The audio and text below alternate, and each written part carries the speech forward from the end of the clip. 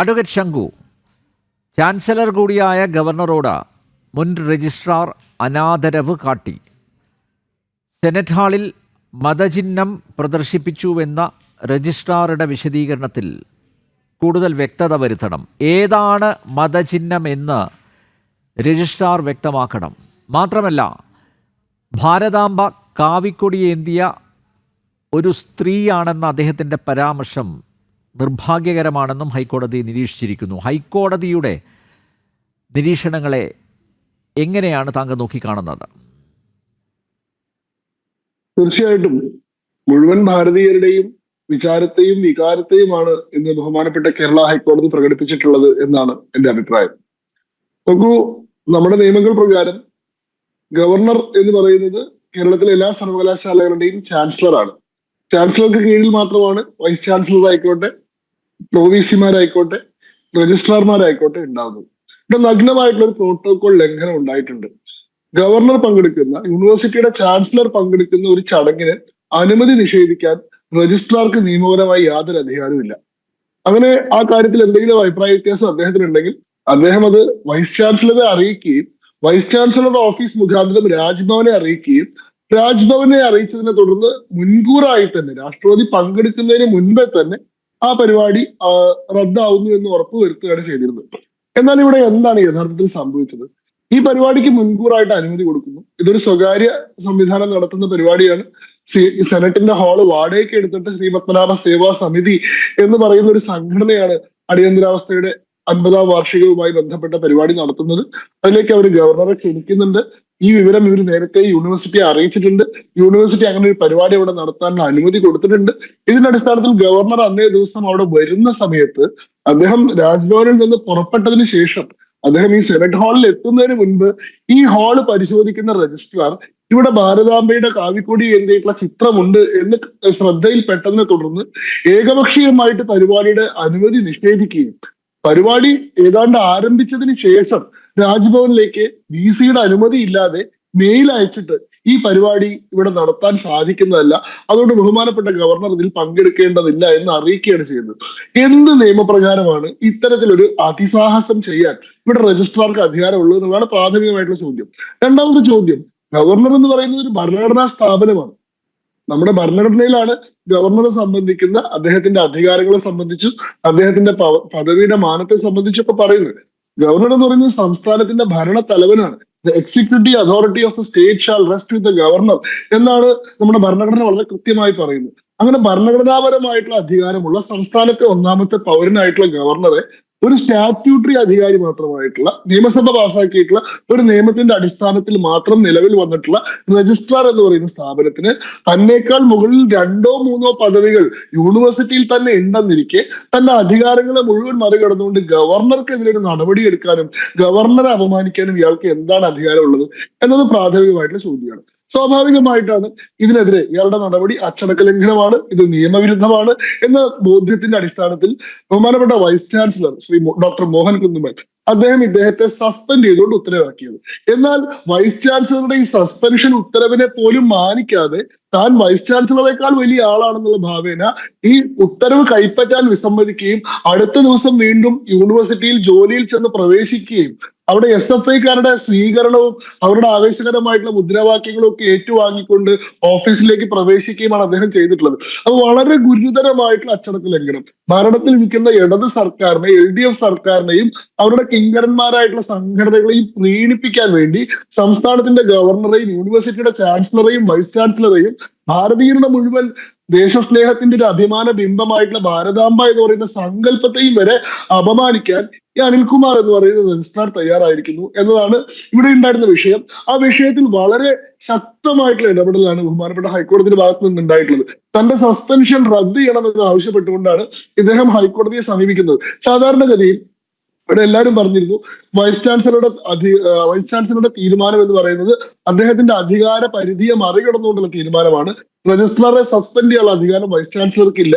അങ്ങനെ ഒരു തീരുമാനം എടുക്കേണ്ടത് സെനറ്റോ സിൻഡിക്കേറ്റോ ആണ്.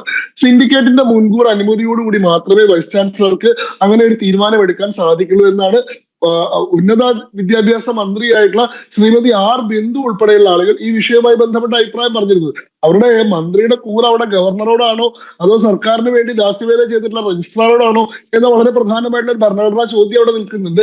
എങ്കിൽ പോലും കുറെ കാലമായിട്ട് കേരളത്തിലെ മന്ത്രിമാർ അനുവർത്തിച്ചു വരുന്ന ഗവർണറെ അനാദരിക്കുക, ഭരണഘടനയെ അവമതിക്കുക തുടങ്ങിയിട്ടുള്ള ഒരു ശീലത്തിന്റെ തുടർച്ച എന്നോണം ഇവിടെയും ഗവർണർക്കെതിരായിട്ടുള്ള ഒരു നിലപാട് സ്വീകരിക്കുകയും രജിസ്ട്രാറെ ന്യായീകരിക്കുകയാണ് മന്ത്രി ചെയ്തിട്ടുള്ളത്. എന്നാൽ അവിടെ വൈസ് ചാൻസലർ ഉയർത്തിപ്പിടിച്ചിട്ടുള്ള വളരെ കൃത്യമായിട്ടുള്ള ഒരു വാദഗതി എന്തായിരുന്നെന്ന് വെച്ചാൽ, സെനറ്റിന്റെ ആയിക്കോട്ടെ സിൻഡിക്കേറ്റിന്റെ ആയിക്കോട്ടെ അധികാരം എന്ന് പറയുന്നത് അവർ യോഗം ചേരുമ്പോൾ മാത്രമാണ്.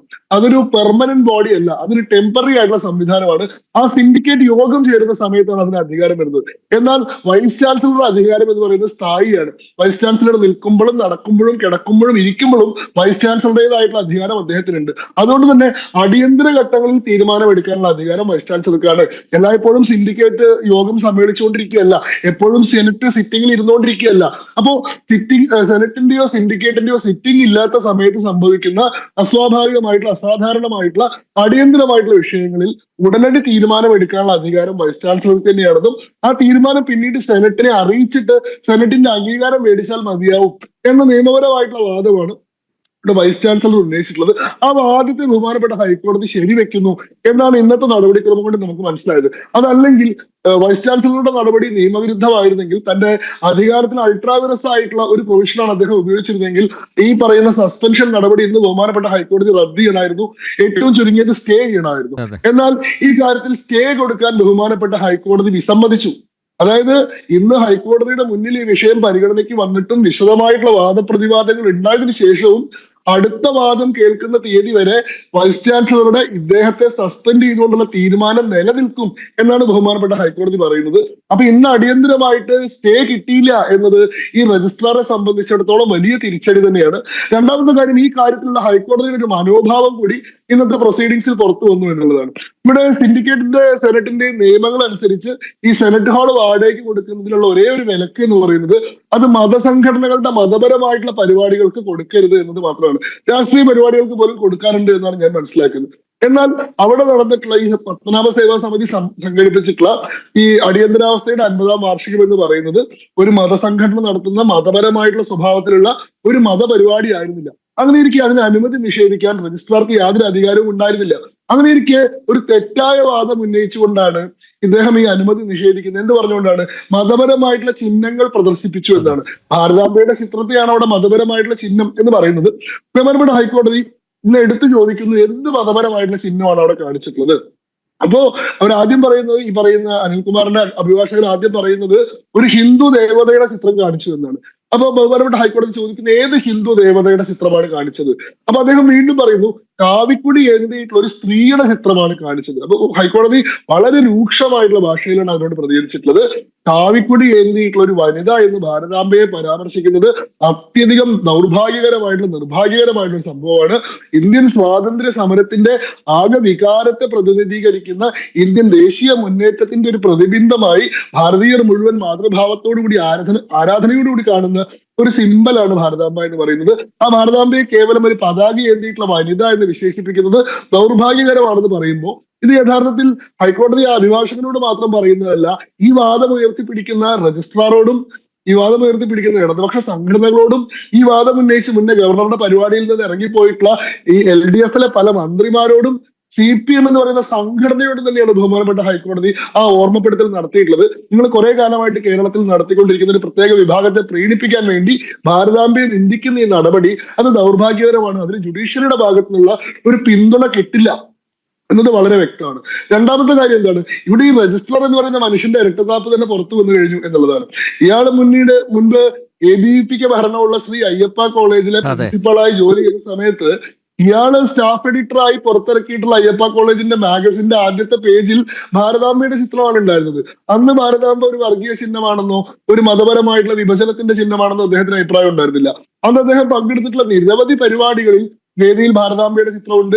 ഭാരതാംബയുടെ ചിത്രത്തിന് മുമ്പിൽ വിളക്ക് കൊളുത്തിയിട്ടും കൊളുത്താതെ വിവിധ പരിപാടികൾ ഉദ്ഘാടനം ചെയ്തിട്ടുണ്ട്. അന്നെല്ലാം ഈ പരിപാടിയിൽ സഹകരിച്ചതിന്റെ നിരവധിയായിട്ടുള്ള ചിത്രങ്ങൾ ABP കേരള തന്നെ ഇതിനോടകം പുറത്തുവിട്ട് കഴിഞ്ഞിട്ടുണ്ട്. അപ്പൊ അന്ന് ഞാൻ വളരെ സ്വാഭാവികമെന്നോണം സന്തോഷത്തോടു കൂടി ചെയ്തിരുന്ന ഒരു കാര്യം, ഇന്ന് രാഷ്ട്രീയ അന്തരീക്ഷം മാറിയ ഘട്ടത്തിൽ പെട്ടെന്ന് രാജാവിനേക്കാൾ വലിയ രാജഭക്തി കാണിച്ചുകൊണ്ട് ഇടതുപക്ഷത്തെ പ്രീണിപ്പിക്കാൻ വേണ്ടി അതേ ചിത്രത്തെ ഒരു വർഗീയ ചിത്രമായി ചൂണ്ടിക്കാണിക്കാനുള്ള ഈ രജിസ്ട്രാറുടെ ഇരട്ടത്താപ്പ് കൂടി ഈ സംഭവത്തോടുകൂടി പുറത്തു വന്നിരിക്കുകയാണ്. തീർച്ചയായിട്ടും നമ്മളെ സംബന്ധിച്ചിടത്തോളം വളരെ ആശ്വാസകരമായ, വളരെ സന്തോഷകരമായിട്ടുള്ള, നമ്മളെല്ലാവരും കോടതിയിൽ നിന്ന് ആഗ്രഹിച്ചു തന്നെയുള്ള ഒരു ഇടപെടൽ തന്നെയാണ് ഇന്ന് ഉണ്ടായിട്ടുള്ളത് വ്യക്തമാണ്. ശങ്കു, ഭരണഘടന നൽകിയാണ് ഇന്നലെ രജിസ്ട്രാറെ സർവകലാശാല ആസ്ഥാനത്തേക്ക് SFI പ്രവർത്തകർ സ്വീകരിച്ചത്. ഇടത് സിൻഡിക്കേറ്റ് അംഗങ്ങളും ഉണ്ടായിരുന്നു. നോക്കൂ, ഈ ഹൈക്കോടതി നിരീക്ഷണങ്ങളുടെ അടിസ്ഥാനത്തിലെങ്കിലും നാളെ തൊട്ട് സർവകലാശാല ആസ്ഥാനത്തേക്ക് ഇദ്ദേഹം പ്രവേശിക്കാൻ പാടില്ലല്ലോ, അല്ലേ?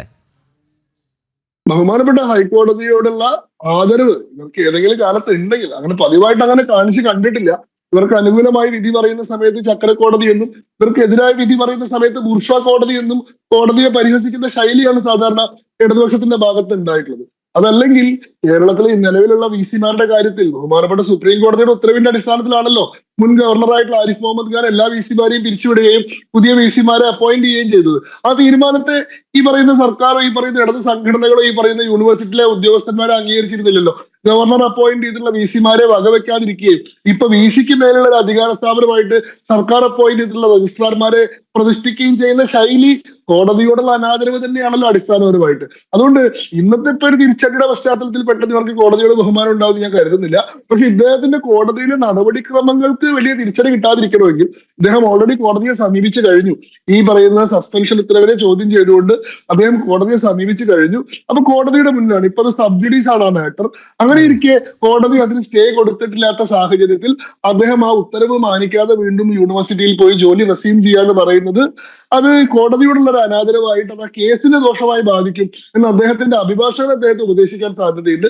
അതുകൊണ്ട് തന്നെ ഇനി ഈ കോടതി തിങ്കളാഴ്ച ഇതിൽ തുടർവാദം കേട്ട് അതിലെന്തെങ്കിലും സ്റ്റേ ഒക്കെ കിട്ടുന്നത് വരെയുള്ള സമയത്ത് അദ്ദേഹം അങ്ങനെയുള്ള സാഹസത്തിന് മുതിരില്ല എന്നാണ് ഞാൻ വിചാരിക്കുന്നത്. അല്ല, പക്ഷേ ഈ SFI അതുപോലെ ഇടത് സിൻഡിക്കേറ്റ് അംഗങ്ങൾ അവർ കിങ്കരന്മാരായിട്ട് നടക്കുകയാണല്ലോ.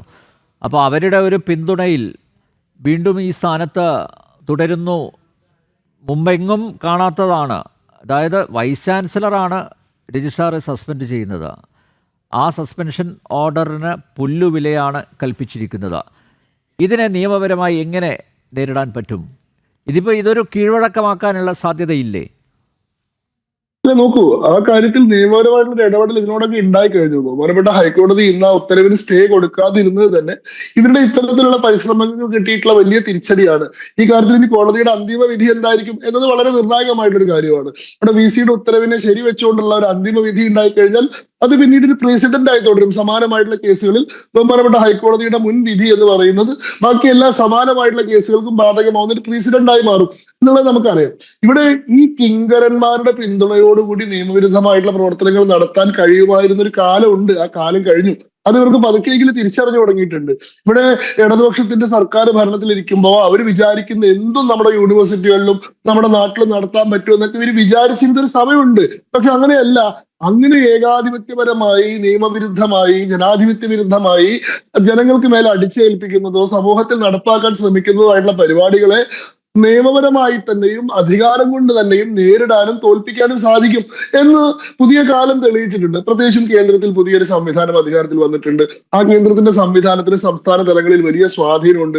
ഈ കേരളത്തിൽ ഉൾപ്പെടെയുള്ള എല്ലാ സ്ഥലങ്ങളിലെയും ഗവർണർമാരെ അപ്പോയിന്റ് ചെയ്യുന്നത് കേന്ദ്രത്തിലെ സർക്കാരാണ്. വളരെ ഐഡിയോളജിക്കലി ആണെങ്കിലും വളരെ പൊളിറ്റിക്കലി ആണെങ്കിലും ദേശീയത എന്ന് പറയുന്ന ഒരു ആശയത്തോട് വളരെ ചേർന്ന് നിൽക്കുന്ന ആളുകളാണ് കുറെ കാലമായിട്ട് നമ്മുടെ ഗവർണർമാരായിട്ട് വരുന്നത്. അതുകൊണ്ട് തന്നെ മുൻകാലങ്ങളിൽ ഉള്ളതുപോലെ സർക്കാരിന്റെ എല്ലാ തീരുമാനങ്ങൾക്കും തലകുലുക്കി റാൻ മൂളുന്ന റബ്ബർ സ്റ്റാമ്പുകളല്ല കുറെ കാലമായിട്ട്. 2014 ശേഷമെങ്കിലും നമ്മുടെ നാട്ടിലുള്ള ഗവർണർമാർ അവരവരുടെ അധികാരങ്ങൾ ഉയർത്തിപ്പിടിക്കുകയും ഇത്തരത്തിലുള്ള സർക്കാരിന്റെ തെറ്റായിട്ടുള്ള സമീപനങ്ങളെ ശക്തമായി തന്നെ പ്രതിരോധിക്കുകയും തങ്ങൾ പറഞ്ഞ നിലപാടിൽ ഉറച്ചു നിൽക്കുകയും ചെയ്ത കാഴ്ച നമ്മൾ കാണുന്നുണ്ട്. അതിന്റെ അടിസ്ഥാനത്തിലാണല്ലോ ബഹുമാനപ്പെട്ട സുപ്രീം കോടതിയുടെ ഉത്തരവിന്റെ അടിസ്ഥാനത്തിൽ സർക്കാർ അപ്പോയിന്റ് ചെയ്തിട്ടുള്ള, നിയമവിരുദ്ധമായിട്ട് അപ്പോയിന്റ് ചെയ്തിട്ടുള്ള ഈ പറയുന്ന VC-മാരെ മുഴുവൻ പിരിച്ചുവിടുകയും പുതിയ VC-മാരെ അപ്പോയിന്റ് ചെയ്യുകയും ചെയ്ത സാഹചര്യം ഉണ്ടായത്. ആ VC-മാരെ പലതരത്തിൽ സമ്മർദ്ദത്തിൽപ്പെടുത്തി അവരെ രാജിവെപ്പിക്കാനുള്ള ശ്രമം നടത്തിയിട്ടും അതൊന്നും ഇവർക്ക് ചെയ്യാൻ സാധിക്കാതെ വന്നിട്ടുണ്ട്. ഗവർണർ അപ്പോയിന്റ് ചെയ്തിട്ടുള്ള VC-മാര് നിലനിൽക്കുകയും എല്ലാ പ്രഷറിനെയും അതിജീവിച്ച് അവരവരുടെ സർവീസ് കാലം പൂർത്തിയാക്കുകയൊക്കെ ചെയ്ത് നമ്മൾ കണ്ടിട്ടുണ്ട്. അപ്പോ അന്തരീക്ഷം മാറുകയാണ്, പുതിയ രാഷ്ട്രീയ സാഹചര്യം മാറുകയാണ്. അതുകൊണ്ട് SFIയുടെയോ അല്ലെങ്കിൽ ഈ പറയുന്ന ഇടത് സംഘടനകളുടെയോ പിന്തുണ ഉണ്ടെങ്കിൽ എന്തും ചെയ്യാമായിരുന്ന ഒരു കാലമൊക്കെ മാറിക്കഴിഞ്ഞിട്ടുണ്ട്. അത് അവർക്ക് ഇനിയും ബോധ്യപ്പെട്ടിട്ടില്ലെങ്കിൽ അത് അവർക്ക് ഏറ്റവും പുതുതായി ബോധ്യപ്പെടാൻ പോകുന്ന ഒരു നല്ല സന്ദർഭമാണ് നമ്മുടെ മുന്നിൽ ഉരുത്തിരിഞ്ഞുകൊണ്ടിരിക്കുന്നത്. അതെ, കേരള സർവകലാശാല സെനറ്റ് ഹാളിൽ ആദരണീയനായ ഗവർണർ രാജേന്ദ്ര വിശ്വനാഥ അർലേക്കർ പങ്കെടുത്ത ചടങ്ങിൽ എന്ത് മതചിഹ്നമാണ് പ്രദർശിപ്പിച്ചതെന്നാണ് ഹൈക്കോടതി ചോദിച്ചിരിക്കുന്നത്. അവിടെ പ്രകോപനപരമായ ഏത് ചിത്രമാണ് പ്രദർശിപ്പിച്ചത്? മാത്രമല്ല, ഭാരതാംബയെ കാവിക്കൊടിയേന്തിയ സ്ത്രീ എന്ന് വിശേഷിപ്പിച്ചത് നിർഭാഗ്യകരം എന്നൊരു നിരീക്ഷണവും ഹൈക്കോടതിയുടെ ഭാഗത്തു നിന്ന് ഉണ്ടായിരിക്കുന്നു.